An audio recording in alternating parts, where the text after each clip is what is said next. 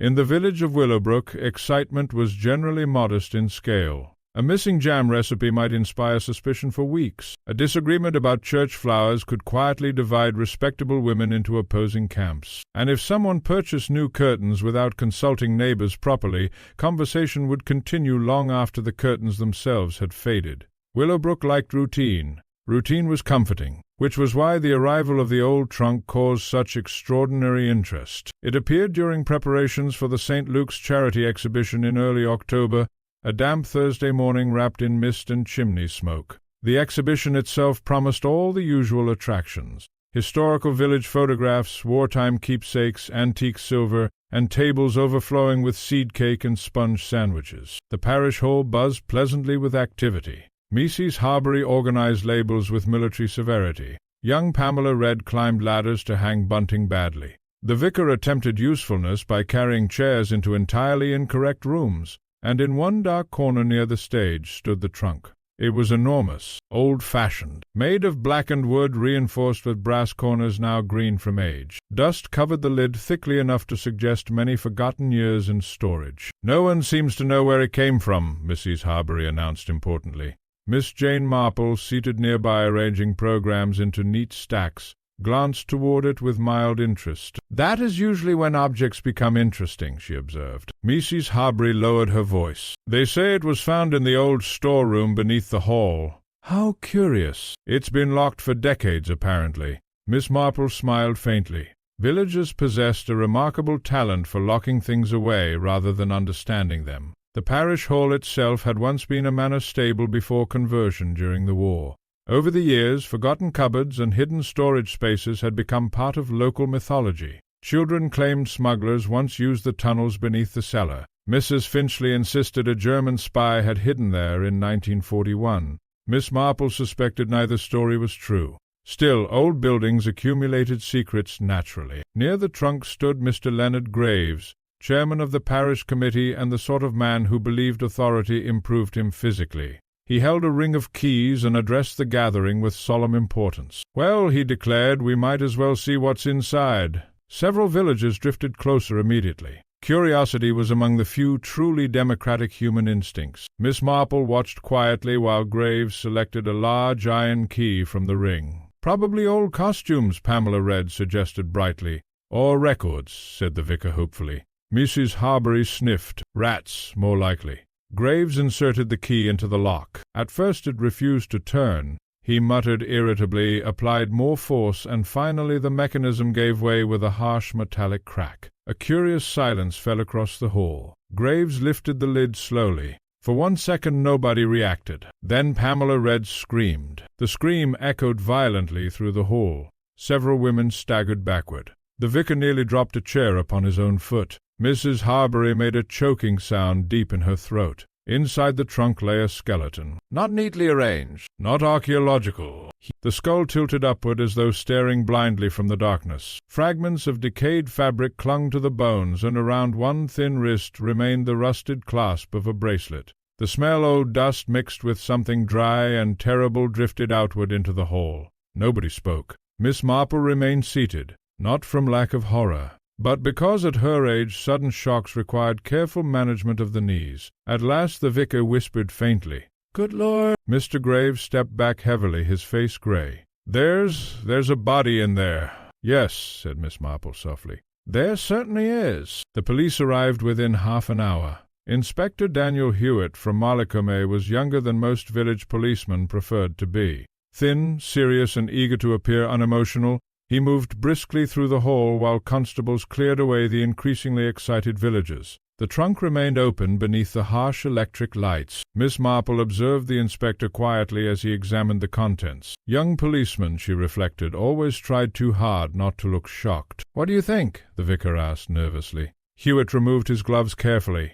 "I think," he said, "this person has been dead for many years." Mrs. Harbury gave a small hysterical laugh. "Well, I should certainly hope so." No one smiled. The inspector turned toward Mr. Graves. "Who discovered the trunk?" "We all did," Graves replied stiffly. "But who knew it was there?" A pause followed. Mrs. Harbury spoke first. "The storeroom hasn't been opened in ages." "How long exactly?" "Nobody seemed certain." At last an elderly man near the doorway muttered, "Before the war, perhaps." Inspector Hewitt frowned toward the trunk again. "A female skeleton, I think," he said quietly, "though we'll need proper examination." Miss Marple's eyes narrowed slightly. "Female. Because villages remembered women differently than men. A missing man inspired practical concern. A missing woman inspired stories. And Willowbrook, Miss Marple thought, suddenly looked like a village remembering something collectively. She noticed it in faces, in silence, most particularly in Mrs. Eleanor Blackwood standing near the church windows. Mrs. Blackwood lived alone at Hawthorne Cottage, and possessed the graceful faded beauty of someone once greatly admired. She had attended the exhibition preparations quietly all morning, but now her face had gone utterly white. Not shocked, recognizing. Miss Marple observed her very carefully. Eleanor Blackwood's eyes remained fixed upon the bracelet still clasped around the skeleton's wrist. Fear entered them slowly. Then something worse. Memory. Moments later she fainted. The commotion that followed distracted nearly everyone. Chairs scraped violently across the floor. Pamela Red rushed for water. The vicar fluttered helplessly while Mrs. Harbury announced repeatedly that someone ought to open a window. Miss Marple did not move immediately. Instead, she looked again toward the trunk. A small detail had caught her attention. Inside the lid, nearly hidden beneath dust and age, faint lettering remained scratched into the wood. 2 initials. Ibe. Interesting, thought Miss Marple. Very interesting indeed. Outside the parish hall, autumn mist drifted low across Willowbrook, and somewhere beneath years of dust, silence, and polite village memory, something long buried had finally begun whispering again.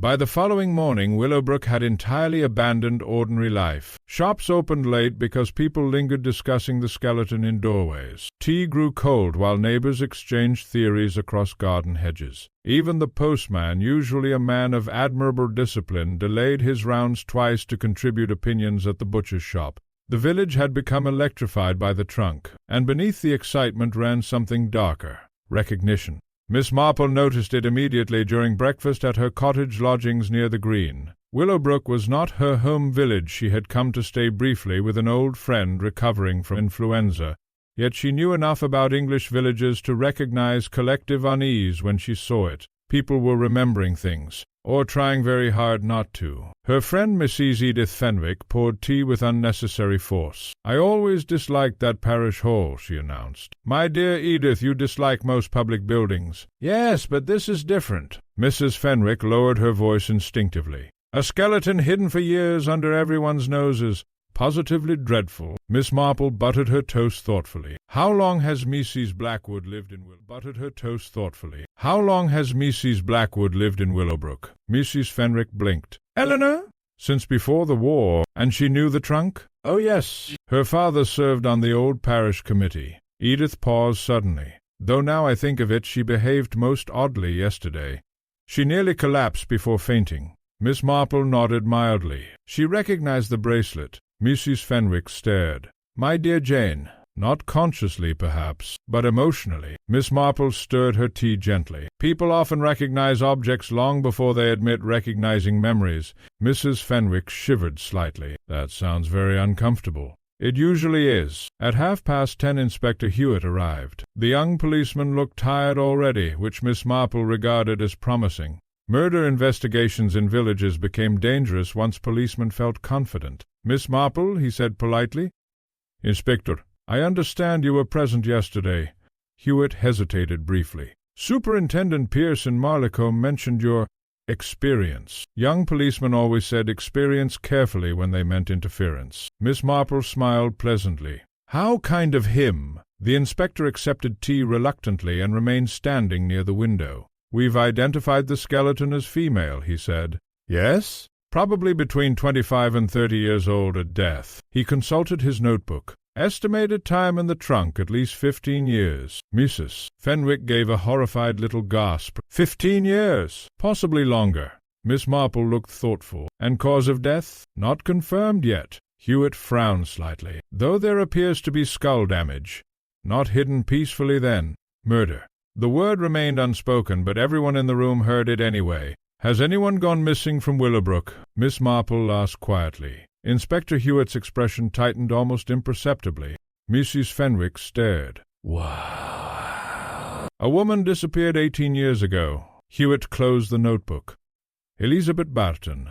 The name settled heavily across the room. Miss Marple noticed Mrs. Fenwick's face change instantly. Recognition again. She worked at Hawthorne House, Edith whispered, as companion to old Mrs. Blackwood.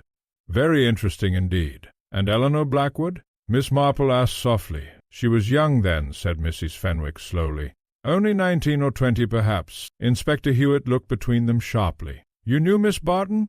Mrs. Fenwick shifted uncomfortably. Only slightly, which in village language generally meant considerably more. People believe she ran away, Hewitt continued. At least officially. And unofficially? Miss Marple asked. The inspector hesitated. There were rumors. Villages always produce rumors, Miss Marple observed gently. Yes, Hewitt admitted. Apparently Miss Barton was involved with someone locally. Mrs. Fenwick looked down at once into her teacup. Ah, thought Miss Marple. There it is. Silence entered the room briefly. Then the inspector said, We're reopening the case entirely. Quite right. He glanced toward Miss Marple carefully. If you remember anything unusual from yesterday. Oh, several things. Hewitt stiffened slightly. Such as? Mrs. Blackwood's reaction for one. The inspector nodded. We intend speaking with her again. Miss Marple folded her hands. She was frightened before she fainted. Meaning?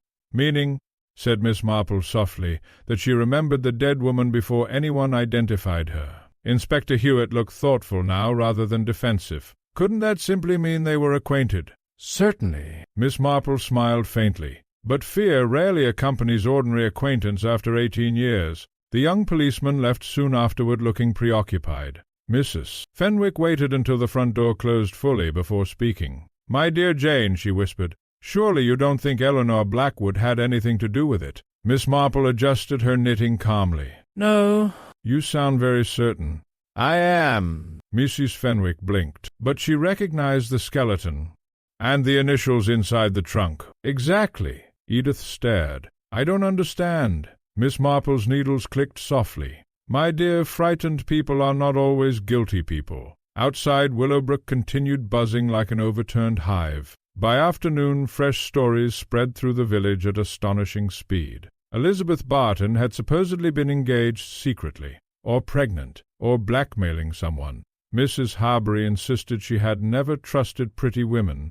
Miss Marple listened quietly wherever possible. Villagers revealed themselves most honestly while gossiping. By evening she had learned several useful things. Elizabeth Barton had indeed been considered beautiful. She arrived in Willowbrook from London shortly after the war. Several young men pursued her, and most importantly, one particular young man had been expected to marry her, Stephen Blackwood, Eleanor Blackwood's older brother, now dead for 12 years. Miss Marple sat very still upon hearing that detail. Human nature, she reflected, seldom altered. Old love affairs buried beneath family respectability had an unfortunate tendency to become dangerous, especially when mixed with inheritance. Just before dusk, Miss Marple decided to visit Hawthorne Cottage. The small stone house stood near the edge of the village beneath tall chestnut trees already shedding leaves. Smoke drifted faintly from the chimney, and the garden, though untidy, still showed traces of careful cultivation.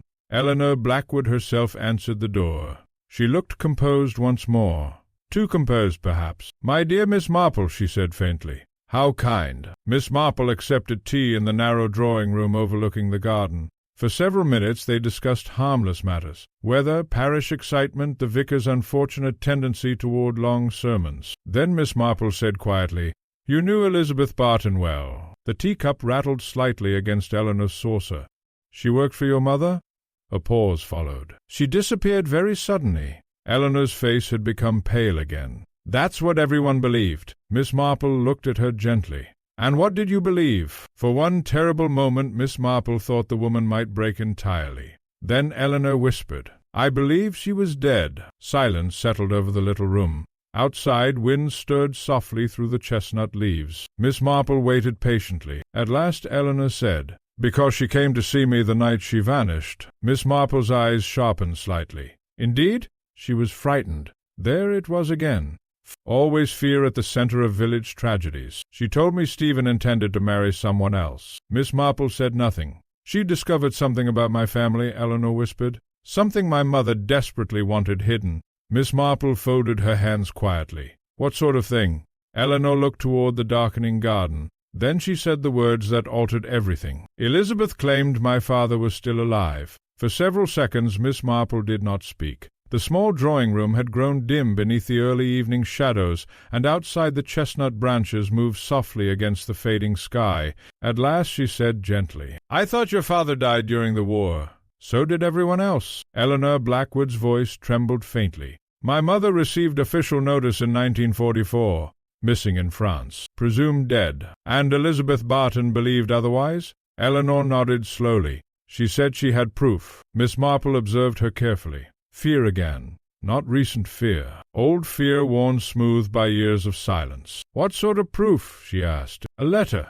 Miss Marple's eyes narrowed slightly. "From your father?"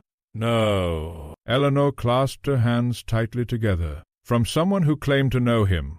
"Very interesting indeed." "And what did the letter say?" "That my father survived the war under another name."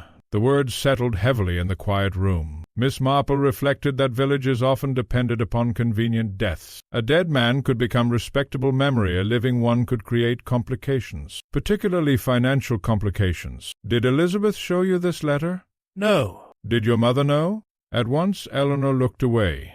"Yes," Miss Marple said softly. "She knew." Eleanor rose abruptly and crossed toward the window. "My mother panicked when Elizabeth confronted her. Absolutely panicked. Her voice had grown strained. I'd never seen her frightened before." "And Stephen?" "He dismissed the whole thing as nonsense." Miss Marple considered. Young men in love frequently dismiss danger until too late. "What happened the night Elizabeth disappeared?" Eleanor remained standing at the window with her back turned. "She came here after dinner, very upset." A pause followed. "She said someone had searched her room." "And had they?" Miss Marple watched her carefully. "Your mother?" "I don't know." But she did know. Her voice had altered ever so slightly. "Elizabeth told me she intended leaving Willowbrook the next morning," Eleanor continued quietly. "She said she no longer trusted anyone." "Did she mention the letter again?" Eleanor turned back slowly. "She said if anything happened to her, the truth would eventually emerge." Miss Marple remained silent. Then she asked softly, "Did anyone else know about the letter?" A long hesitation followed. Finally, "Only Stephen?" Eleanor looked suddenly exhausted. "I think so." Miss Marple believed her, mostly. After another few moments she rose carefully to leave. At the doorway Eleanor spoke suddenly. "You think Stephen killed her?" Miss Marple adjusted her gloves. "No." Eleanor stared in surprise. "But they quarreled terribly." "And everyone knew he planned to leave her." "That is true." Miss Marple's eyes grew thoughtful. "But murders concealed for 18 years are rarely as simple as disappointed romance." As she walked back through the darkening village lanes, Miss Marple's thoughts moved steadily. A missing woman, a hidden skeleton, a supposedly dead father perhaps alive, and somewhere among it all a letter that frightened an entire family. This was not merely an old love affair gone wrong. It smelled instead of inheritance, and inheritance, Miss Marple knew, often produced very ugly emotions beneath respectable surfaces. By the following morning Willowbrook had grown considerably more nervous. The discovery of Elizabeth Barton's identity transformed gossip into something more personal. Older villagers remembered her vividly now. Her beauty, her London dresses, the attention she attracted. And people had begun remembering Stephen Blackwood, too. At the Bluebell tea-rooms, Mrs. Harbury announced dramatically, "He worshipped that girl once." Mrs. Simmons lowered her voice. "And then suddenly he married Clara Winthrop instead." Mrs. Harbury sniffed meaningfully. "Quite suddenly." Miss Marple stirred her tea quietly. "Was Clara wealthy?" she asked mildly. 3 women looked at her simultaneously. "Very," said Mrs. Simmons at once. "There it was. Money again. Not passion alone. Never passion alone for long." Later that morning Inspector Hewitt arrived with fresh developments. "We found records regarding the Blackwood estate," he announced. Miss Marple looked interested. "Oh?" He removed several papers from his case. When Colonel Arthur Blackwood was declared legally dead after the war, the Hawthorne estate passed entirely to his widow. "But if he survived, the inheritance becomes questionable," Miss Marple finished softly. Hewitt nodded grimly. "Especially if someone concealed his survival deliberately." Mrs. Fenwick gave a horrified gasp from the corner. "You mean Mrs. Blackwood knew her husband lived?" "We don't know yet." Miss Marple thought of Eleanor's face the previous evening. not grief.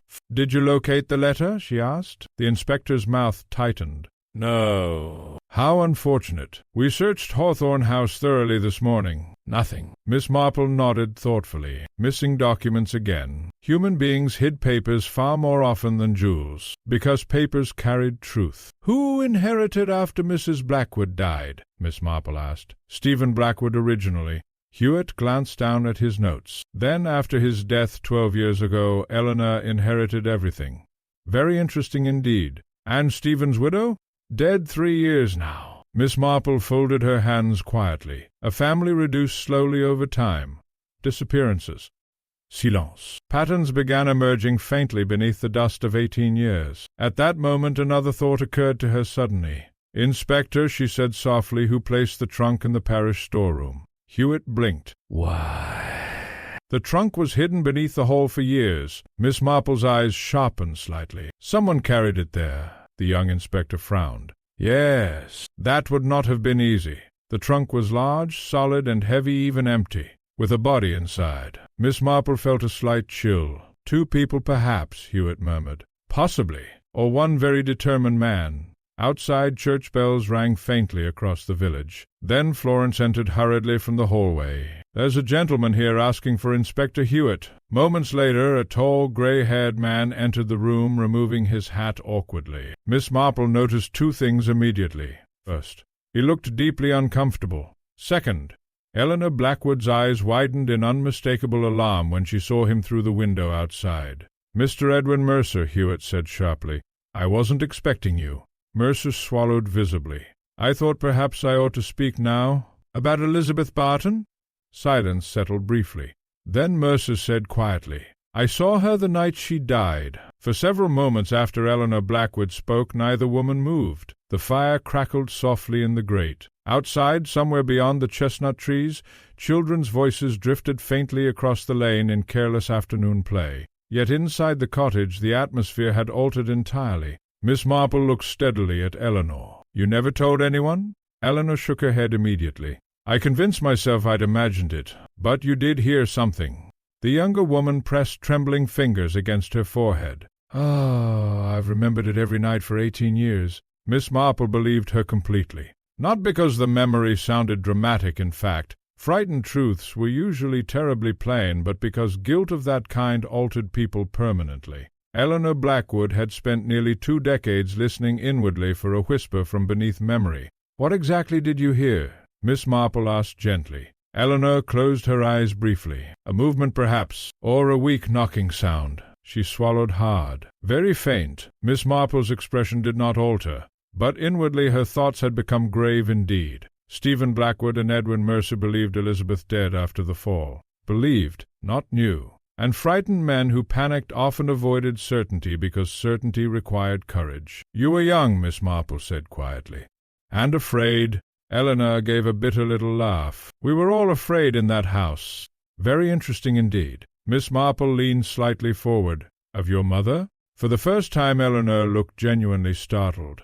How did you know? My dear, said Miss Marple softly, families ruled by fear leave remarkably similar impressions. Eleanor stared into the fire. My mother cared about one thing only, respectability. Her mouth tightened faintly. Colonel Blackwood's disappearance nearly destroyed her socially. The estate was failing already. Debts everywhere. And if he were alive, we would have lost everything. There it was again. Money beneath tragedy. Money beneath silence. Miss Marple reflected that inheritance often functioned rather like dry timber beneath polite family life, invisible until fire touched it. What became of the letter? She asked. I don't know. You never saw it? No. Eleanor looked suddenly uncertain. Though... Yes? The morning after Elizabeth disappeared, my mother burned papers in her bedroom fireplace. Miss Marple's eyes sharpened slightly. How unusual. She almost never lit fires herself. Very unusual indeed. For a long moment Miss Marple remained thoughtful. Then she asked quietly, Did your mother believe Elizabeth survived the fall?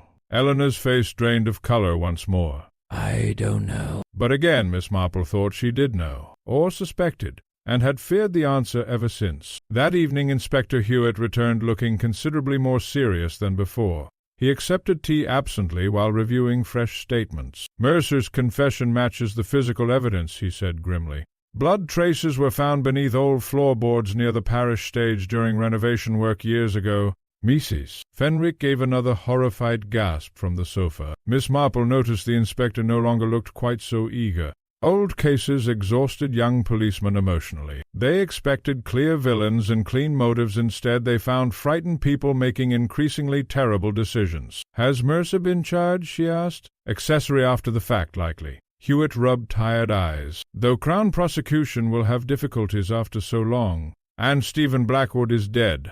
The inspector glanced toward Miss Marple thoughtfully. "You think there's more?" It was not a question. Miss Marple folded her knitting carefully. "I think," she said softly, "that Elizabeth Barton may not have died immediately after the fall." Hewitt stared at her. "Good God!" Mrs. Fenwick pressed one hand against her mouth. "You mean—" The inspector stopped. "You think they buried her alive?" "No." Miss Marple's voice remained calm. "They hid her alive." The room seemed suddenly colder. Inspector Hewitt stood abruptly and crossed toward the window. "That's impossible." "Why?" "Mercer said she wasn't moving." Miss Marple looked thoughtful. "But frightened men often see what they desperately hope to see." Hewitt turned sharply. "If that's true—" "Yes," said Miss Marple softly. "Then Elizabeth Barton did not die from the fall." The implication settled heavily over all of them. Suffocation. Alone in darkness, inside the locked trunk, Mrs. Fenwick began crying quietly. Inspector Hewitt swore under his breath. Miss Marple remained still beside the fire, because something continued troubling her profoundly. Not the concealment, not even the terrible possibility of Elizabeth dying inside the trunk, but the whisper itself. If Eleanor heard movement the following morning, why had nobody else? Miss Marple's thoughts halted suddenly. Unless someone did hear, and chose silence. "Inspector," she said quietly. Hewitt looked up. "Who found the trunk originally after the war?" He frowned slightly. "What do you mean?" "The trunk was placed beneath the parish hole deliberately." Miss Marple's eyes narrowed faintly. "Somebody decided it should remain hidden permanently." The inspector considered. "Mercer claims he and Stephen left it temporarily." "Temporarily." Miss Marple's voice softened. "But frightened people often return later to finish dreadful tasks." A long silence followed. Then Hewitt said slowly, "You think someone checked the trunk afterward and discovered Elizabeth still alive?" Miss Marple did not answer immediately. Instead, she looked toward the darkening window. Outside, Willowbrook had begun lighting evening lamps one by one. The village appeared peaceful again beneath gathering dusk. How deceptively peaceful villages always looked. Finally she said. Mrs. Fenwick stared at her in horror. "My dear Jane, surely not Stephen?" "No." The answer came quietly but firmly. Both Hewitt and Edith looked surprised. "But he helped hide her," Hewitt protested. Miss Marple folded her hands. "Yet Stephen Blackwood spent the rest of his life drinking heavily, making reckless investments, and quarreling violently with his mother." She looked thoughtful. "That is not the behavior of a man successfully burying guilt." The inspector frowned. "Then who?" Miss Marple's eyes grew distant. "The person most terrified of scandal." At that exact moment there came a sharp knock at the front door. Florence admitted Mrs. Harbury almost immediately. The woman looked pale and breathless with excitement. "Inspector, thank heavens! What is it?" Mrs. Harbury lowered her voice dramatically. "They've opened the old Blackwood family crypt." Everyone stared at her. "Why?" Hewitt demanded. "Because the workmen found another coffin inside." She swallowed visibly. "And it's empty." For one extraordinary moment nobody spoke. Even Mrs. Harbury, who generally considered silence unhealthy, seemed overcome by the enormity of her own news. Inspector Hewitt recovered first. "What exactly do you mean empty?" Mrs. Harbury sat down heavily, pressing one gloved hand against her chest. "The church restorers opened the Blackwood crypt this afternoon. Reverend Pike was there himself." She lowered her voice instinctively. "One of the coffins contains nothing at all." Miss Marple's eyes sharpened immediately. "Colonel Blackwood's?" Mrs. Harbury blinked. "How did you know?" Interesting, thought Miss Marple. Very interesting indeed. Hewitt was already reaching for his coat.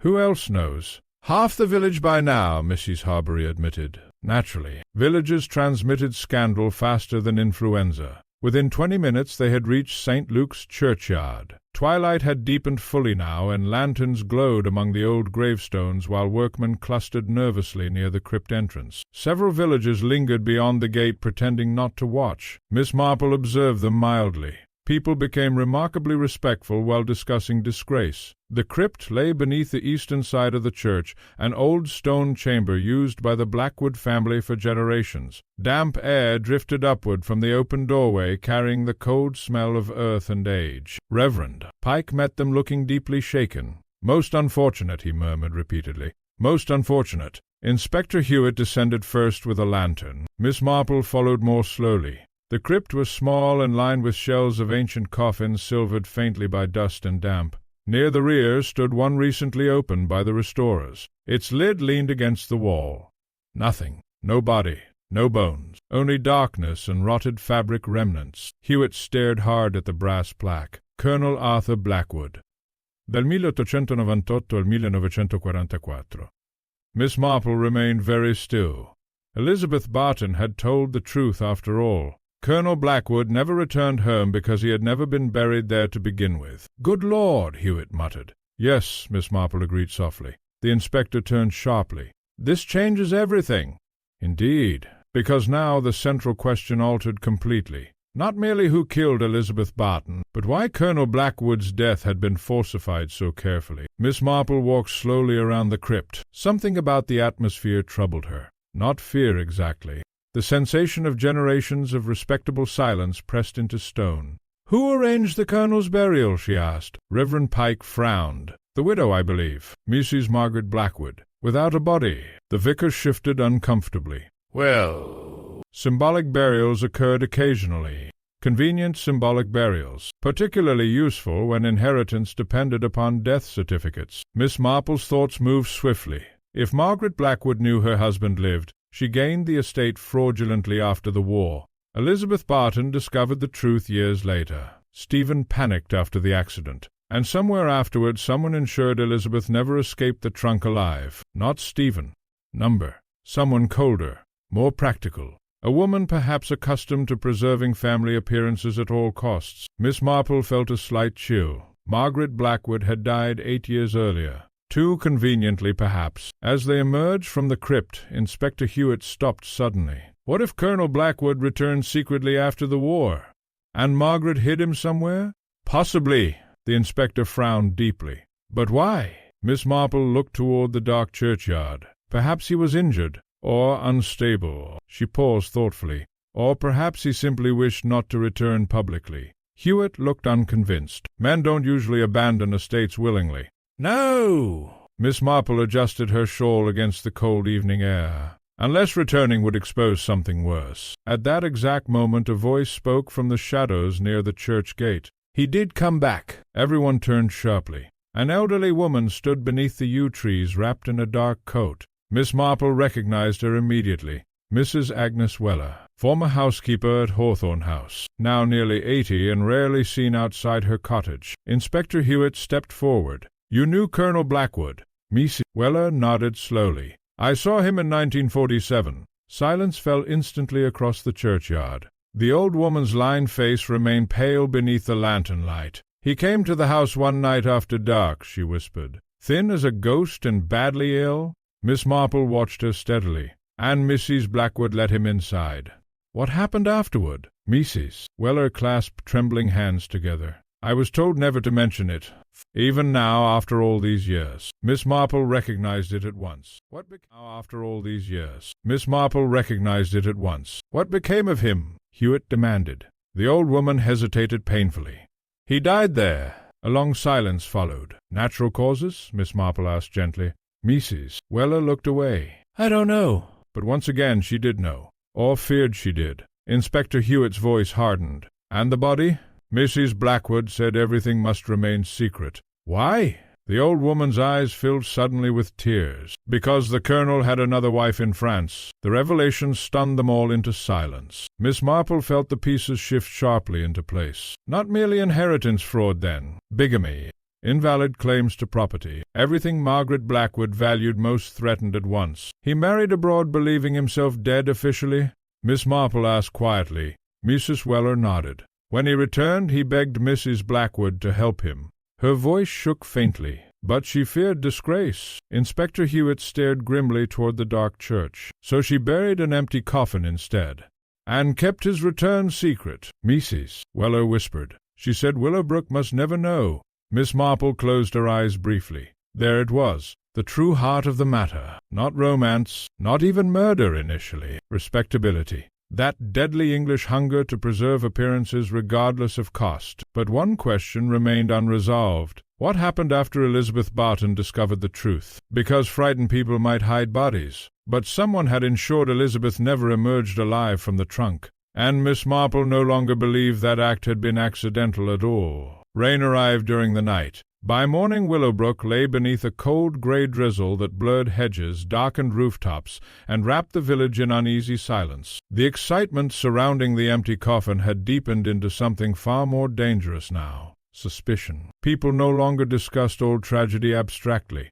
They had begun examining one another. Miss Marple observed it from the window of Mrs. Fenwick's sitting room while stirring her tea thoughtfully. Villagers passing along the lane slowed instinctively near Hawthorne Cottage. Curtains twitched more openly than before. Once a village senses hidden scandal, it becomes extraordinarily attentive. Mrs. Fenwick entered carrying fresh toast. "Well," she announced breathlessly, "Mrs. Harbury says the Blackwoods were practically criminals." Miss Marple smiled faintly. "My dear Edith, villages always become morally superior after discoveries." Edith sat heavily opposite her. "I still cannot understand why Mrs. Blackwood hid the Colonel. Because exposure would have ruined everything." "Yes, but surely that doesn't justify." "No," Miss Marple interrupted gently. "It rarely does." For several moments only rain tapped softly against the windows. Then Miss Marple said quietly, "Tell me, Edith, what sort of woman was Margaret Blackwood?" Mrs. Fenwick hesitated. "Very proud." "Yes, and controlling." Edith lowered her voice instinctively.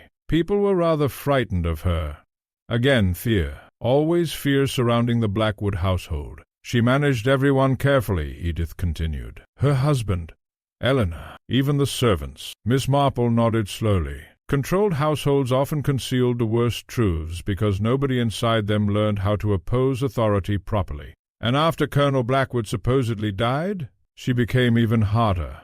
Not grief then, pressure. The pressure of maintaining a lie year after year. At 11 o'clock Inspector Hewitt arrived soaked from the rain and looking thoroughly irritated. "We found Colonel Blackwood's death certificate," he announced immediately. "Yes? It was signed without a body ever being recovered. Not unusual during wartime." "No." Hewitt removed wet gloves sharply. "But now we know Margaret Blackwood lied repeatedly afterward regarding his death." Miss Marple looked thoughtful. "And Mrs. Weller?" "She's given a formal statement." The inspector frowned heavily. "Apparently the colonel lived secretly in the old West Wing at Hawthorne House for nearly 3 months. Mrs. Fenwick gasped aloud. "In the house?"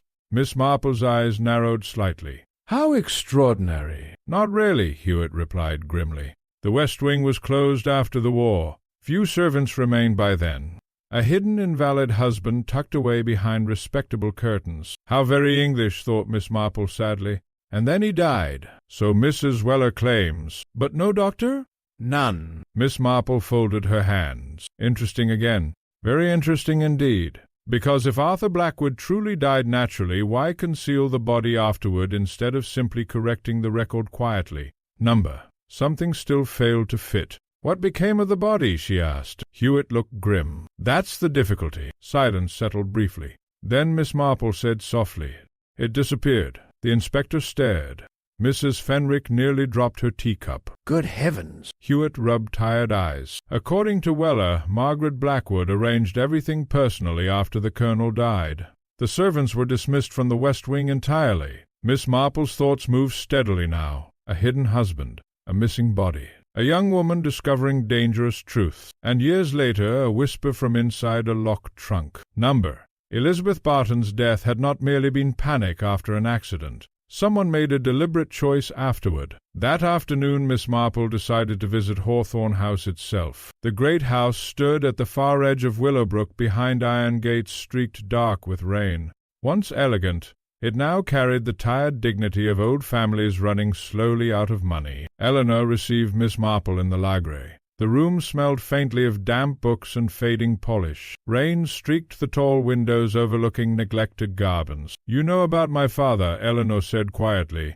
She gave a small, bitter laugh. "There seems very little left hidden now." Miss Marple sat carefully beside the fire. "My dear, families often hide things so long they begin believing secrecy itself is morality." Eleanor stared into the flames. "That sounds like my mother." Miss Marple studied her thoughtfully. "You are afraid of her." The younger woman did not deny it. "She controlled everything after the war." Eleanor's voice had grown distant. "Money, appearances, Stephen's future." A pause followed. "Even grief." Interesting phrase. "Even grief?" "Yes." Eleanor looked up slowly. "When father returned, I wanted to tell someone." Her face tightened faintly. "Mother said scandal would destroy us all, and Stephen obeyed her." "Stephen always obeyed eventually." Miss Marple nodded. "Weak men frequently did." "Did your brother love Elizabeth Barton?" For the first time genuine sadness crossed Eleanor's face. "And Elizabeth loved him?" "I think so. But she discovered the truth about Colonel Blackwood, and threatened exposure." Eleanor lowered her eyes. She believed Stephen should leave the estate entirely if everything was fraudulent. There it was. Inheritance again. Property. Legitimacy. The ugly practicalities beneath emotional tragedy. Miss Marple remained silent for several moments. Then she asked very softly, "Did your mother go to the parish hall that night?" Eleanor froze completely. Not visibly perhaps to younger observers, but Miss Marple saw it instantly. Fear again. Not memory this time, knowledge. Eleanor stopped. "Yes?" "She left the house after Stephen returned." Miss Marple's heart tightened slightly. "Alone?" "I think so." Rain tapped harder now against the library windows. "And afterward?" Miss Marple asked gently. Eleanor whispered. She burned her gloves. Outside, thunder murmured faintly somewhere beyond the hills. Miss Marple sat very still. Not panic after an accident, then. Margaret Blackwood learned Elizabeth might still be alive, went personally to the parish hall, and afterward destroyed evidence. The picture had become terribly clear. Yet one final question remained. Why had Elizabeth Barton discovered the truth at all? People rarely uncovered hidden husbands accidentally. There had to be another person involved. Another witness, perhaps. Another secret keeper. At that exact moment the library door opened abruptly. A man entered without knocking. Tall, stooped slightly with age, carrying rainwater on his coat sleeves. Dr. Julian Red. Willowbrook's physician for nearly 30 years. He stopped short upon seeing Miss Marple. "Ah," he said quietly. And Miss Marple noticed immediately that Eleanor Blackwood had gone pale again. Very pale indeed. For one brief moment the three of them remained motionless in the dim library. Rain hissed softly against the windows. Somewhere deeper in the house an old clock ticked with unnerving clarity. Dr. Julian Red recovered first. "My apologies," he said smoothly. "I didn't realize you had company." His tone was calm, too calm. Miss Marple observed him with immediate interest. Doctors, she reflected, often became remarkably skilled at controlling expression. Years spent around illness taught them how to conceal alarm professionally, but alarm existed nonetheless. Eleanor Blackwood rose quickly. "Dr. Red came to see me regarding family papers." Interesting hesitation. Miss Marple smiled pleasantly. "How fortunate." Dr. Red inclined his head politely. "Miss Marple, my dear doctor." He removed damp gloves slowly, carefully, buying time. Always in damp gloves slowly, carefully. Buying time. Always interesting. "You've arrived during difficult circumstances," he remarked. "A tragic business." Miss Marple noticed he did not say surprising, only tragic. She folded her hands quietly in her lap. "You knew Elizabeth Barton." For the first time his composure altered slightly. "Most people in Willowbrook knew her, but you knew her rather well." Eleanor looked sharply toward the doctor. And there it was again, fear moving invisibly between people. Dr. Red placed the gloves carefully upon the table. "Yes," he said at last, "I knew her well. Very interesting indeed." Miss Marple continued gently. "She came to you after discovering Colonel Blackwood was alive." The doctor's eyes sharpened immediately. "How did you know that?" "Because frightened young women generally seek advice somewhere." Miss Marple's voice remained soft. "And doctors hear more confidences than priests." Dr. Red gave a faint, humorless smile. "That's quite true." Eleanor had gone completely still now beside the fireplace. Miss Marple noticed her watching the doctor intently. not with affection, dependence perhaps, or dread. "What did Elizabeth tell you?" Miss Marple asked. The doctor moved toward the window before answering. "She discovered letters hidden in the west wing." "From Colonel Blackwood?" Rain blurred the gardens beyond the glass into grey shadows. "She came to me because she didn't know what to do." Red paused. "She cared for Stephen, and feared ruining him." Miss Marple nodded slowly. That fit perfectly. Elizabeth Barton sounded practical rather than reckless. So why threaten exposure? The doctor turned back sharply. Silence fell instantly across the room. Miss Marple's eyes narrowed slightly. "Oh!" Elizabeth wanted Stephen to confront his mother privately. Nothing more. That contradicted nearly every assumption so far. Eleanor spoke suddenly, but Stephen said she threatened scandal. Dr. Red looked at her gravely. Stephen was frightened. Miss Marple felt her thoughts shift again. Not greed, not blackmail. Fear driving everyone blindly through half-understood truths. "What happened the night she died?" she asked quietly. The doctor's face altered then. Not dramatically, simply tired suddenly. Very tired. "I received a message from Stephen around midnight," he said. "He begged me to come to the parish hall." Eleanor gave a soft shocked sound. "You never told anyone?" "No." "Why?" The doctor's mouth tightened faintly. "Because by the time I arrived everything had already gone too far." Miss Marple watched him carefully. "And Elizabeth?" "She was unconscious beside the trunk." "Alive, then?" Miss Marple felt cold certainty settle slowly inside her. "What injuries?" she asked softly. "Head trauma. Severe concussion, perhaps. But alive." The word entered the room quietly, yet it changed everything. Eleanor covered her mouth with trembling fingers. "Oh." Dr. Red closed his eyes briefly. Stephen was hysterical. Mercer nearly incoherent. They kept insisting she'd die anyway. "And your opinion?" She might have survived. Dead silence followed. Rain hammered harder against the windows now. Miss Marple spoke at last, but she was placed inside the trunk. The doctor nodded once. "I leave?" Eleanor made a broken sound deep in her throat. Miss Marple remained very still, because now the terrible truth stood fully revealed. 3 people knew Elizabeth Barton lived: Stephen Blackwood, Edwin Mercer, and Dr. Julian Red, yet none saved her. "Why?" Eleanor whispered. The doctor looked older suddenly than before. "Because your mother arrived." Silence crashed through the room. Miss Marple had expected it. Even so, hearing it aloud carried dreadful weight. "She came to the hall shortly after me," Red continued quietly. "Stephen told her everything, and Margaret Blackwood decided what to do," Miss Marple said softly. The doctor's face had become pale. She said scandal would destroy the family permanently, that Elizabeth had ruined enough already. Eleanor stared at him in horror. "And you listened?"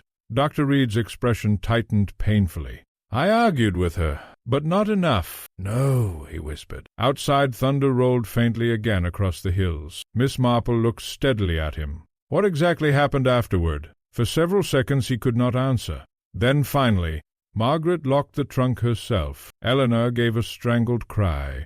The doctor looked downward. She believed Elizabeth would never regain consciousness fully. "But she did," Miss Marple said quietly. Dr. Red closed his eyes. The whisper, the sound from inside the trunk. Not imagination after all. A living woman trapped in darkness while frightened respectable people chose silence over scandal. Miss Marple felt profound sadness settle over her, because this, more than violence itself, represented the true horror of human weakness. Not cruelty born from hatred, cruelty born from cowardice. Eleanor sank slowly into a chair beside the fire. "My mother murdered her." Dr. Red said nothing, which was answer enough. At length Miss Marple asked softly, "And Colonel Blackwood?" The doctor looked up sharply. "What about him?" "You know more than you've said." Another silence. Then Reed gave a faint, exhausted sigh. Miss Marple waited. "The colonel did return after the war, but he wasn't merely hiding another wife." Red hesitated painfully. "He was dying." "Yes?" Miss Marple nodded slowly. "And Margaret feared exposure before his death." "Yeah." Yet Elizabeth somehow learned the truth years later.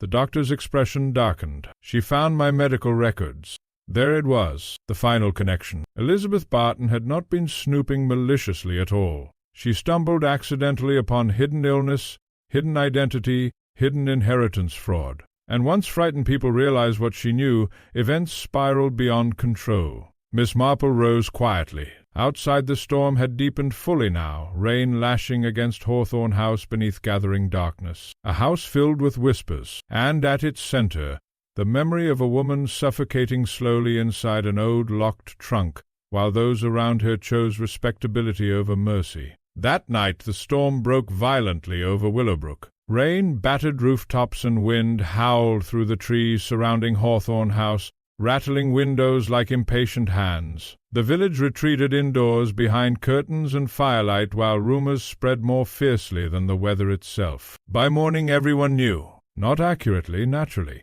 but enough. Elizabeth Barton had been alive in the trunk. Margaret Blackwood had locked it, and Dr. Julian Reed had remained silent for 18 years. The horror of it settled over Willowbrook like fog. Miss Marple noticed immediately that gossip had changed in tone. Earlier excitement had vanished entirely. People no longer spoke with curiosity but with uneasy revulsion. Because accidental death could be forgiven eventually, cowardice could not. At breakfast Mrs. Fenwick looked genuinely shaken. "I scarcely slept," she confessed. "No." Miss Marple stirred her tea quietly. "One keeps imagining the poor creature trapped in there."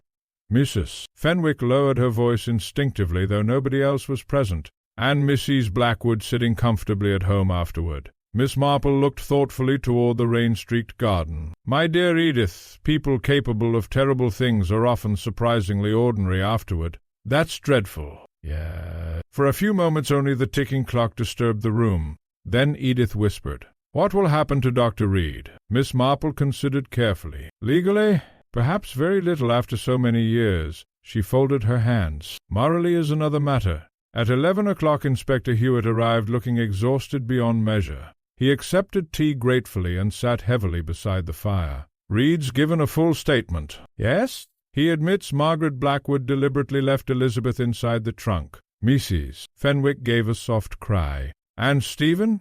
"Hysterical, apparently." Hewitt rubbed tired eyes. "Mercer wanted to fetch help. Red claims Margaret threatened all of them. Fear again ruling the household even outside it." "What sort of threats?" Miss Marple asked. "Exposure. Ruin. Prison." Hewitt grimaced faintly. "She insisted nobody would believe Elizabeth's accusations anyway." Miss Marple nodded slowly. Margaret Blackwood had understood people perfectly. Villagers distrusted inconvenient women far more easily than respectable widows. "And afterward?" she asked. "Margaret ordered the trunk moved beneath the parish hall cellar." Mrs. Fenwick shuddered visibly. "Alive?" "Yes," Hewitt said grimly. "Red heard knocking after they sealed the storage room." Silence settled heavily across the room. Miss Marple looked down at her knitting. Human beings often imagined evil dramatic screaming, violent, unmistakable. Yet the worst acts she had encountered frequently occurred in dreadful silence, people standing still while another person suffered. That, she thought, required very little imagination and very little courage. "Did Stephen ever speak about it later?" she asked softly. The inspector hesitated. Miss Marple looked up immediately. "He confessed to Reed shortly before his death. Very interesting indeed. He believed Elizabeth spoke after they locked the trunk." Mrs. Fenwick closed her eyes. "Oh, God!" Hewitt's expression had become pale again despite himself. "He said she whispered his name." The room felt suddenly colder. Miss Marple remained quiet for a long moment. Then she asked, "How did Stephen die?" "Car accident 12 years ago." "Yes, but before that?" Hewitt frowned. "What do you mean?" "His life." The inspector blinked uncertainly. "Well, excessive drinking, gambling debts, depression perhaps." Miss Marple nodded. "Because guilt unacknowledged rarely disappeared. It merely altered shape slowly over years until lives collapsed inward around it." "And Margaret Blackwood?" she asked. "Stroke 8 years ago." "Suddenly?" Miss Marple's eyes narrowed slightly. Interesting again. Fear sometimes returned late in life. People grew old. Memories weakened their defenses, and occasionally truth approached from directions they no longer controlled. "What are you thinking?" Hewitt asked carefully. Miss Marple laid aside her knitting. "I think someone frightened Margaret Blackwood before she died." The inspector stared. "What?" "She suffered a stroke shortly after receiving a letter, perhaps, or after hearing something unexpected." Miss Marple looked thoughtful. "Fear affects elderly women rather strongly." Hewitt frowned deeply. "We found no such evidence." "No!" Miss Marple smiled faintly. "But frightened people often destroy things." The inspector became very still. You think someone else knew the truth before the trunk was opened, and threatened Margaret? Possibly unintentionally. Silence followed. Then Hewitt said slowly. Miss Marple did not answer immediately, because another small detail had begun troubling her overnight. Not the trunk, not even the whisper, but the initials scratched inside the lid. Yebe. Elizabeth Barton. Why scratch one's own initials inside a trunk unless trapped there alive? And if Elizabeth managed that? Miss Marple's thoughts halted suddenly. Her eyes sharpened. My dear Inspector, she said softly, did anyone examine the inside of the trunk thoroughly? Hewitt looked surprised. Of course. For scratches? And? The inspector frowned. There were marks along the wood. Miss Marple felt cold certainty settle through her. From fingernails. Yes. Mrs. Fenwick covered her mouth in horror. Miss Marple closed her eyes briefly. Poor child. Poor desperate child. Then another thought struck her sharply. Inspector, was there anything else inside the trunk? Hewitt hesitated. One thing. Why? A piece of fabric caught beneath the lining. Miss Marple looked up immediately.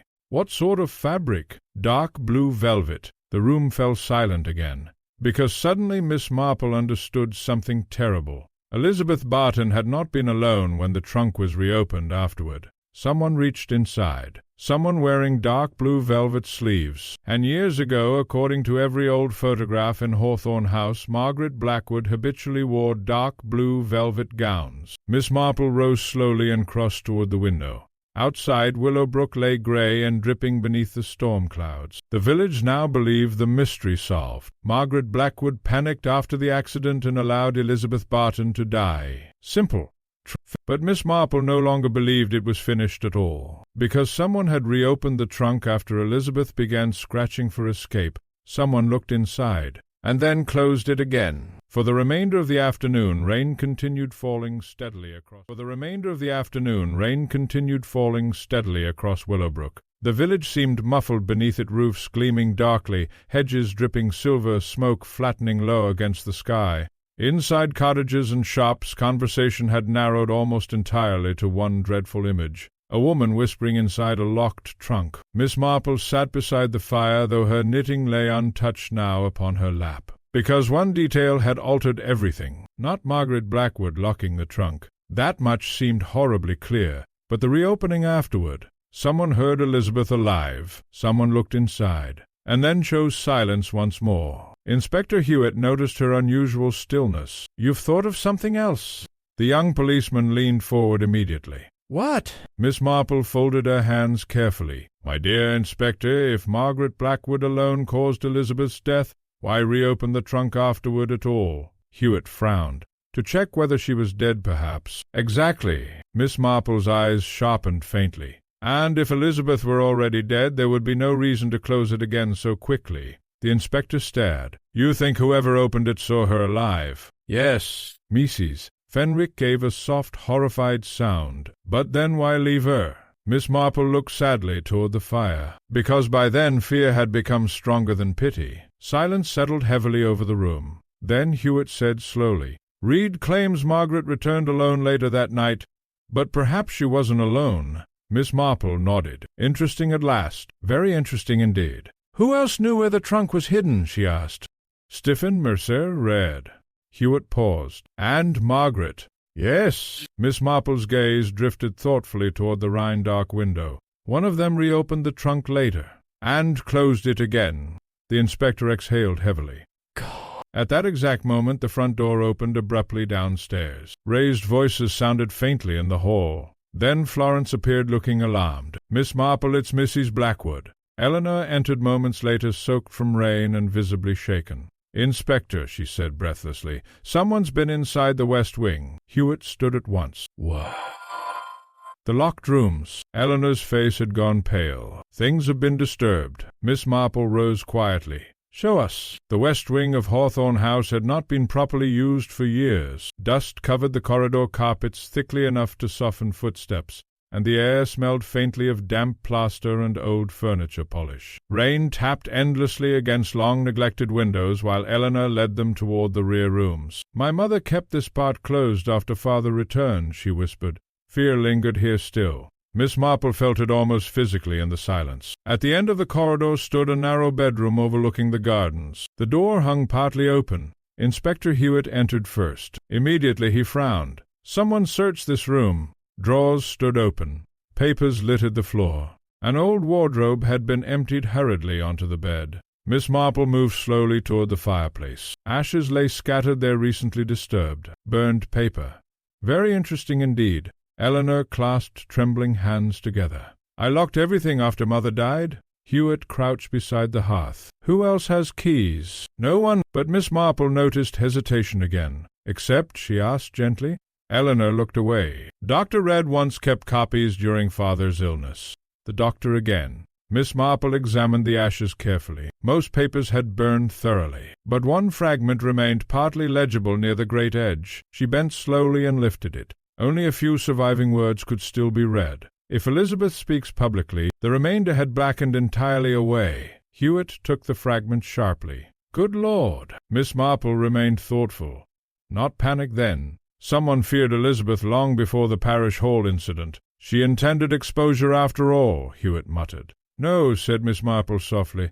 The inspector looked up. What? She intended truth. Miss Marple folded her hands. Other people interpreted truth as danger. A small distinction, perhaps, but enormously important, because frightened, respectable people often transformed honesty into attack. Eleanor had moved toward the wardrobe now. There's something missing. What? My father's military case. Miss Marple looked up immediately. What sort of case? Leather dispatch box. Locked. Eleanor frowned uncertainly. Mother kept papers inside. Interesting again. Did it contain letters? Miss Marple asked. From Colonel Blackwood. I think so. The inspector's face hardened. So someone came searching for documents. Miss Marple nodded slowly. But why now? Her thoughts shifted sharply. Inspector, she said quietly, who benefits most if Margaret Blackwood becomes solely responsible? Hewitt blinked. What? Everyone else escapes moral responsibility more easily if blame settles entirely upon the dead. Silence fell instantly. Eleanor stared at her. You think someone's hiding evidence? Miss Marple's eyes moved toward the disturbed fireplace. Someone fears what those papers contain. The room seemed suddenly colder. Rain lashed harder against the windows. Then Eleanor whispered, There's one person Mother feared even more than scandal. Miss Marple looked at her sharply. For several seconds Eleanor hesitated. My father. Dead silence. Inspector Hewitt frowned. But Colonel Blackwood died shortly after returning. Eleanor's face had become pale again. But before he died, he threatened to expose everything himself. Miss Marple felt another piece slide sharply into place. Arthur Blackwood returned dying. Discovered his wife had inherited fraudulently during his absence. Discovered perhaps that Stephen's future depended upon continuing the lie. And somewhere amid all this Elizabeth Barton learned the truth. No wonder Margaret panicked. But another thought disturbed Miss Marple profoundly now. If Arthur Blackwood intended exposure, who truly benefited from his death? She turned slowly toward Eleanor. My dear, she said softly, are you quite certain your father died naturally? The question seemed to drain all color from Eleanor Blackwood's face. Outside, thunder rolled heavily across the hills while rain lashed against the west wing windows. The old house creaked faintly around them as though unsettled by memories long imprisoned inside its walls. Inspector Hewitt looked sharply between the two women.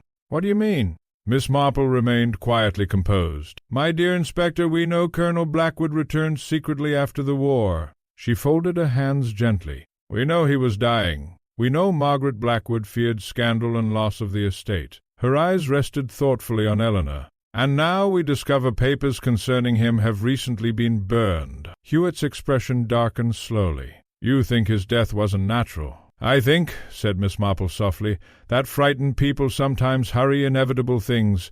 Eleanor sank slowly into a chair beside the wardrobe. My mother hated weakness, she whispered. Miss Marple watched her carefully. When Father came back, Eleanor's voice trembled faintly. He wasn't the same man, because of illness and the war. Rain hammered violently overhead now. He was bitter, Eleanor continued quietly, angry about the estate, angry about France. A pause followed, and he frightened Mother terribly. Fear again. Always fear moving invisibly beneath the Blackwood household. What happened between them? Miss Marple asked gently. Eleanor looked toward the fireless grate. They argued constantly behind closed doors. Her mouth tightened faintly. Father threatened lawyers, public statements, newspapers. Inspector Hewitt lawyers, public statements, newspapers. Inspector Hewitt frowned. Yet he was supposedly too ill to leave the house. Miss Marple nodded slowly. A trapped, dying man with knowledge capable of destroying his family's position. A proud woman terrified of exposure. The pattern had become disturbingly clear. "How did he die?" she asked. Eleanor closed her eyes briefly. "Dr. Reed said his heart failed." "But you doubted it," the younger woman whispered. "I heard them arguing that night." Silence settled heavily across the dusty room. "My mother and Dr. Reed?" "What about?" Eleanor swallowed visibly. "Father wanted to leave the house." Her hands trembled faintly in her lap. "Mother kept saying scandal would ruin Stephen forever." Miss Marple felt cold certainty growing slowly inside her. "And afterward, I never saw Father alive again." Inspector Hewitt's face hardened. "Did anyone besides Red examine the body?" "No." "Interesting indeed, because isolated illnesses behind locked doors depended greatly upon trust." Miss Marple moved slowly toward the rain-streaked window. Outside, Willowbrook lay dark beneath storm clouds. The village believed itself close to solving an old mystery. But old mysteries, she reflected, often concealed several deaths layered untidily together. Elizabeth Barton uncovered Colonel Blackwood's survival. Stephen panicked after her accidental injury. Margaret Blackwood chose silence over rescue. And somewhere before all this, Arthur Blackwood himself may have died more conveniently than naturally. The house suddenly felt thick with hidden suffocation. Inspector Hewitt broke the silence abruptly. "Where's Reed now?" Eleanor looked startled. "He left the surgery this morning." "Where?" "I don't know." The inspector swore softly under his breath. Miss Marple turned sharply. "Yes," she said quietly. "You had better find him." Because frightened men who carried guilt for 18 years sometimes behaved unpredictably once truth approached fully, especially doctors. An hour later the storm intensified. Wind tore branches across the lanes while Willowbrook's lights flickered uncertainly beneath the rain. Miss Marple remained at Hawthorne House with Eleanor while Inspector Hewitt organized searches for Dr. Red. The West Wing had become strangely oppressive now. Old secrets once spoken aloud seemed to linger physically in the dark corridors. Eleanor sat near the library fire wrapped in a shawl despite the warmth. "My mother killed them both," she whispered suddenly. Miss Marple looked up from her knitting. "No." Eleanor stared. "But Elizabeth." Miss Marple's voice remained gentle. "Margaret Blackwood bears terrible responsibility for Elizabeth Barton's death." She paused carefully. "But responsibility and direct murder are not always identical." "You think Father died naturally?"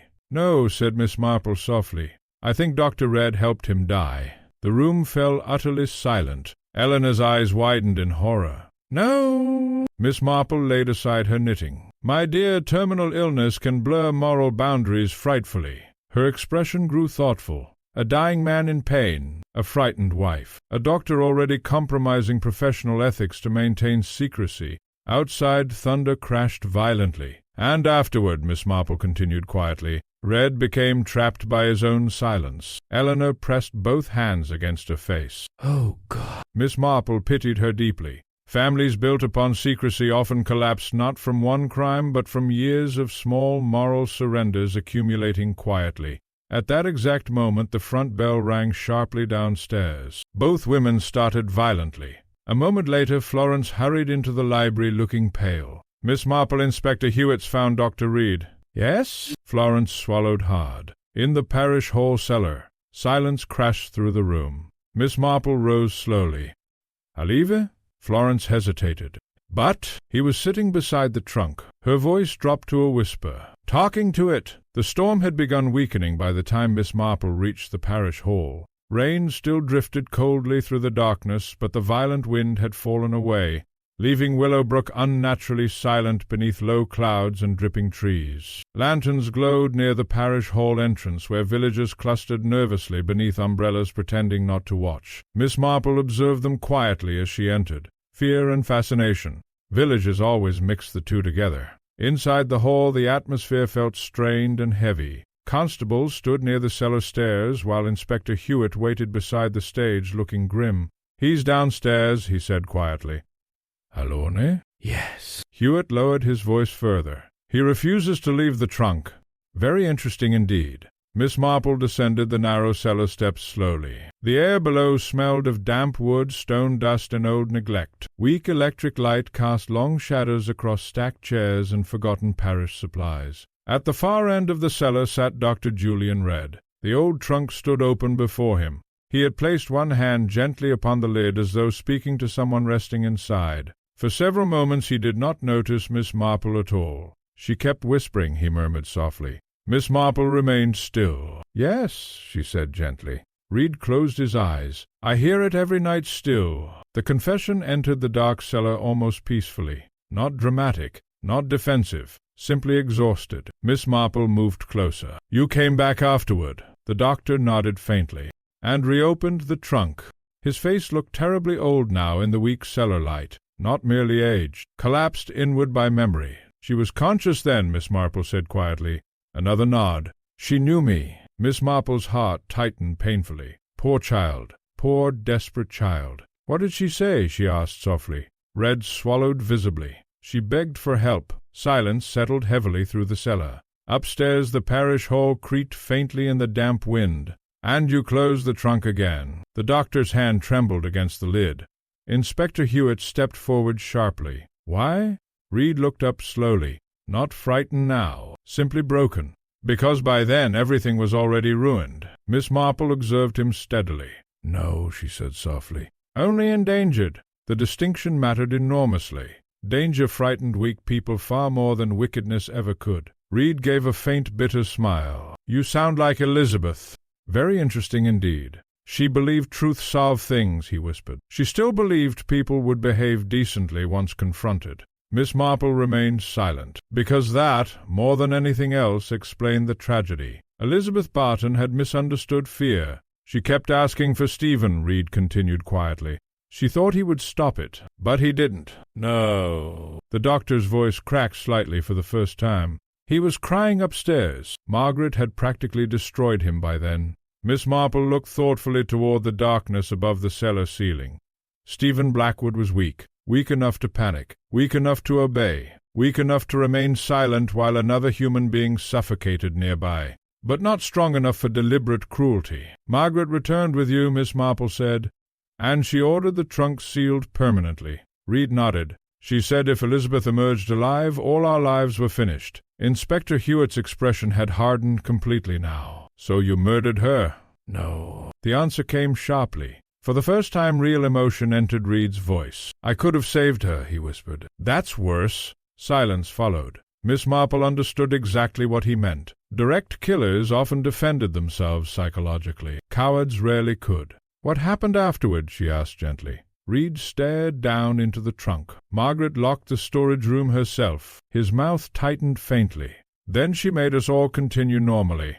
That sounded entirely like Margaret Blackwood. Reed continued quietly. "Stephen drank himself nearly insensible for weeks afterward. Mercer wanted to confess twice." He closed his eyes. "And I kept hearing Elizabeth's voice, the whisper from the old trunk. Not ghostly, not supernatural, simply memory refusing burial." Inspector Hewitt stepped closer. "Why didn't you speak after Margaret died?" The doctor gave a tired, hollow laugh. "Because by then silence had become my whole life." Miss Marple felt profound sadness then. Not forgiveness, never that, but sadness for the extraordinary weakness ordinary people carried inside themselves. At length she asked quietly, "And Colonel Blackwood?" Red looked up sharply. For the first time fear entered his expression again.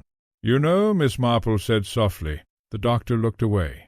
Silence stretched several seconds longer. Then Reed whispered, "I helped him die." Inspector Hewitt inhaled sharply. "How?" "Morphine." Miss Marple closed her eyes briefly. There it was at last. Not sudden murder, perhaps, not violence, but euthanasia blurred into convenience. And beneath it all, Margaret Blackwood urging silence again and again until moral boundaries vanished entirely. "He was dying already," Red said quickly. "In terrible pain." "Yes," Miss Marple replied gently. "But Margaret," his voice faltered. "She wanted certainty. Before anyone discovered the truth." The doctor covered his face with trembling hands. "I told myself it was mercy." Miss Marple said nothing, because perhaps part of it had been. Human morality, she reflected, rarely arranged itself neatly. But Elizabeth Barton's death remained different. Not mercy, not inevitability, only fear. Fear choosing silence while a trapped woman whispered for help in darkness. At last Inspector Hewitt spoke quietly to the constables behind him.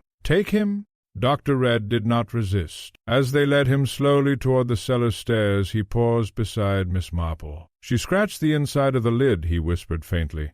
Long after Margaret thought she'd stopped moving, Miss Marple felt tears sting unexpectedly behind her eyes. "Yes," she said softly. The doctor looked back once toward the trunk. Then he whispered the words that would haunt Willowbrook for decades afterward. She kept whispering even after we walked away. By the following week Willowbrook had changed. Not visibly at first glance, perhaps. The shops still opened punctually. Church bells still rang across the village green. Mrs. Harbury still complained about floral arrangements with admirable determination. Yet beneath ordinary life something had shifted permanently. People spoke more quietly now. Because the horror of Elizabeth Barton's death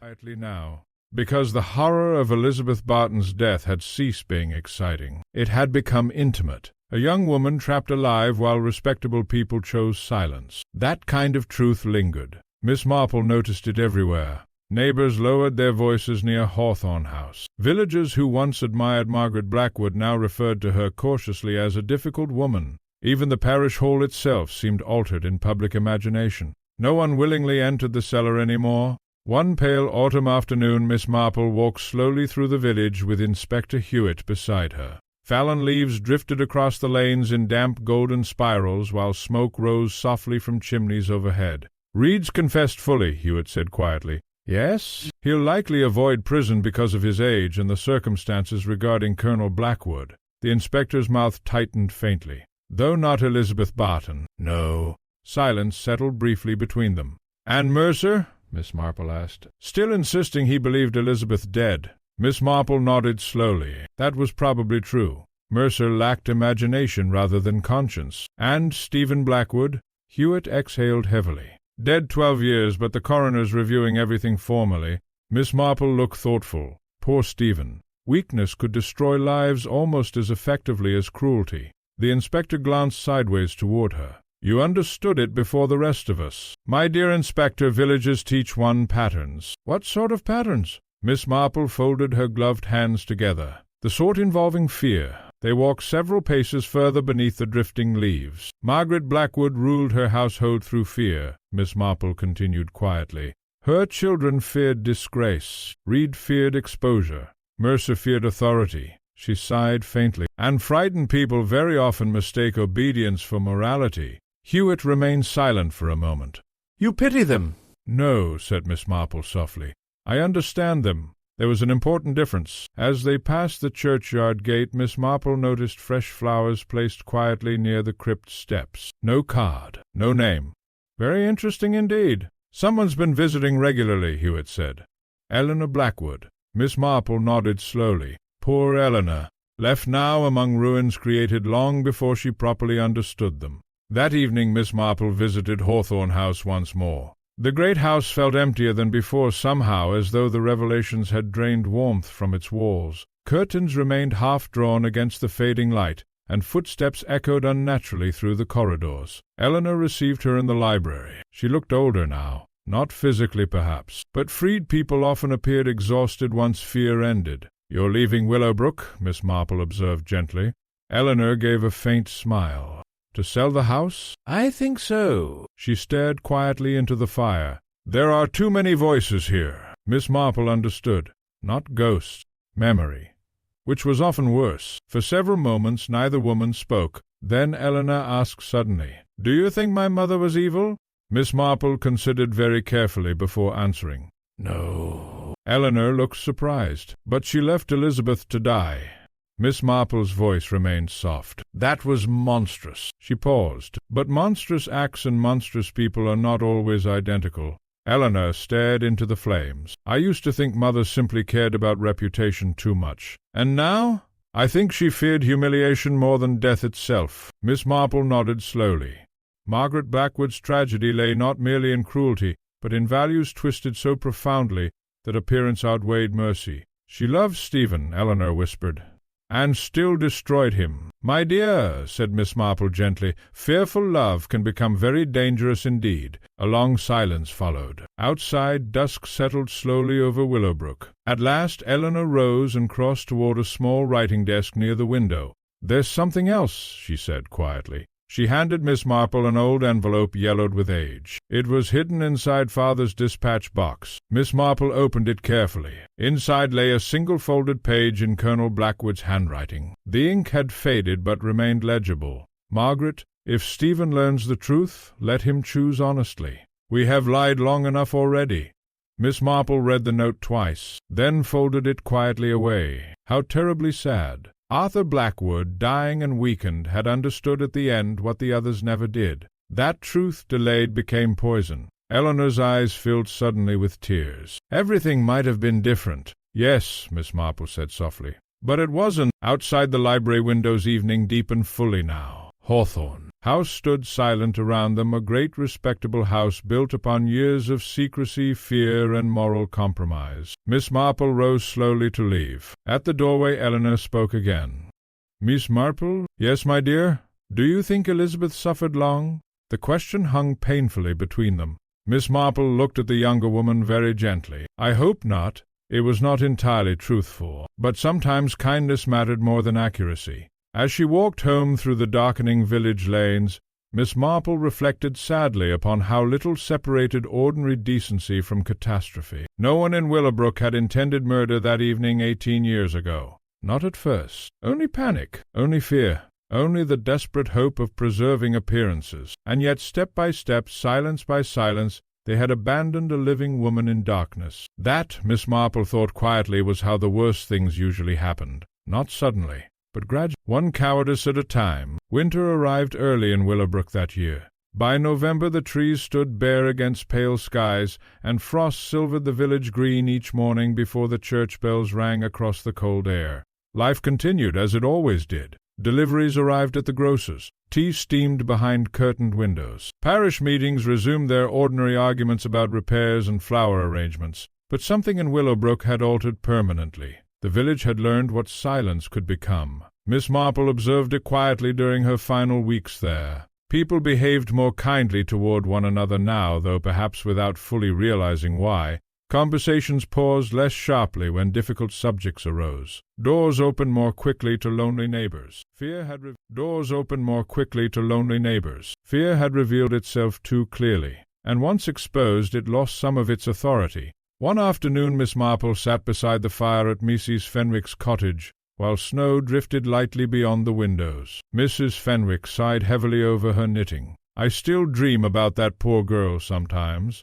The trunk, I mean." Miss Marple folded a length of wool carefully between her fingers. "Human beings remember suffering more vividly when they feel partly responsible for ignoring it." Edith looked startled. "But I never knew Elizabeth Barton." "No." Miss Marple smiled faintly.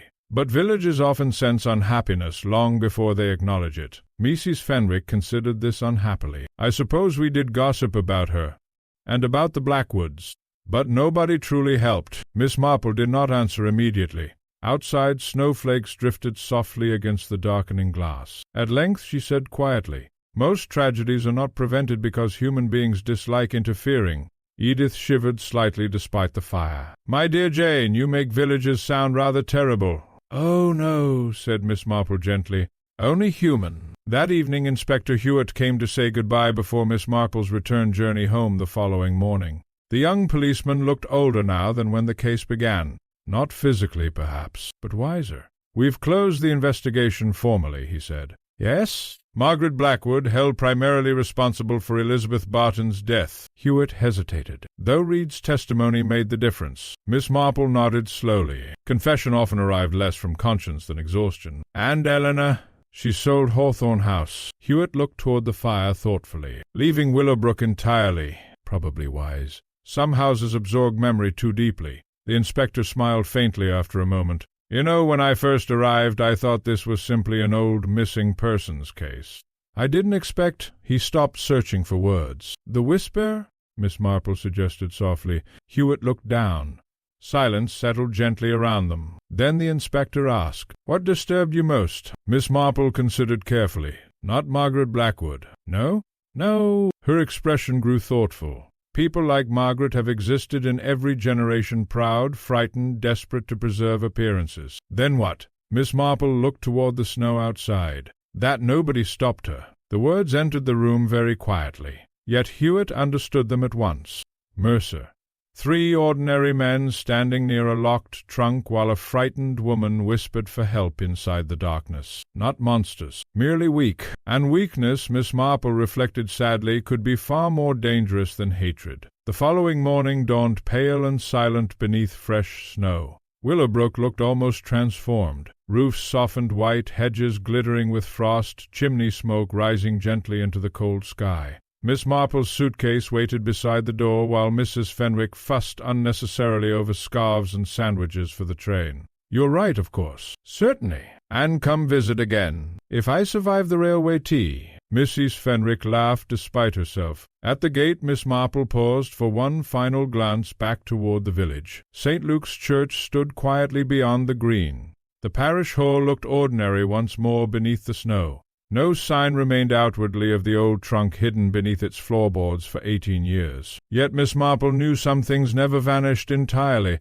Memory persisted. Guilt persisted. And somewhere within Willowbrook people would always lower their voices slightly when speaking of Elizabeth Barton. Inspector Hewitt accompanied her to the station. As the train approached through drifting steam, he turned suddenly toward her. "One thing still troubles me." "Yes?" "Why scratch her initials inside the trunk lid?" Miss Marple looked quietly toward the snowy tracks. "Because," she said softly, "Elizabeth Barton wanted proof she existed." The inspector frowned faintly. She feared being forgotten. A whistle echoed sharply through the cold morning air. Miss Marple gathered her gloves carefully. Human beings endure astonishing suffering if they believe someone will eventually know the truth. Her eyes grew distant. It is anonymity they truly fear. The train pulled slowly into the station. As Miss Marple boarded, Hewitt said quietly, "She was brave, wasn't she?"